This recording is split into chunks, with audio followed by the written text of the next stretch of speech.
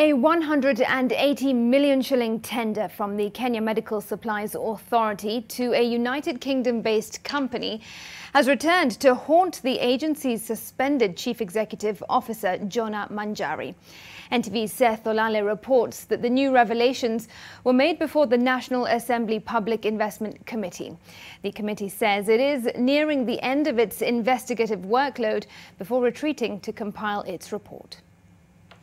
According to documents availed to the National Assembly Public Investment Committee investigating the 7.8 billion shillings procurement irregularities at KEMSA, suspended CEO Jonah Manjari awarded a UK firm, DK Relief Limited, tender worth 180 million shillings through a commitment letter dated 21st April 2020. The quotation of the tender for supply of 20,000 pieces of personal protective equipment valued each PPE kit at 8,500 shillings, bringing the total to 170 million shillings. However, the Parliamentary Watchdog's chairman Abdul Somad Nasir says DK's final purchase price for PPEs showed that each piece cost 500 shillings more. This brought the total to 180 million shillings instead of the 170 million initially quoted. Document ambazo tuko nazo ni kwa bei walokubaliana ile mali itakavyokuwa ni tofauti na zile invoice. Bei walokubaliana ni chini, invoice ikawa ni juu. Pesa ngapi? Takriban milioni takriban 10 zaidi.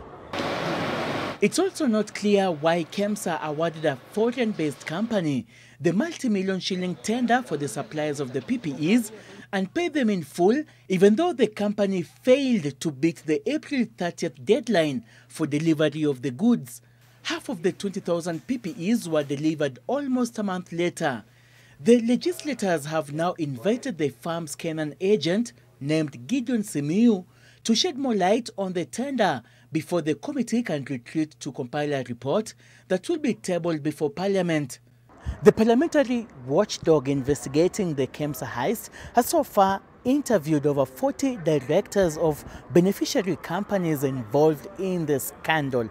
It will now embark on preparing a report that will be tabled in the larger house. Seth Olale, NTV, Parliament Building.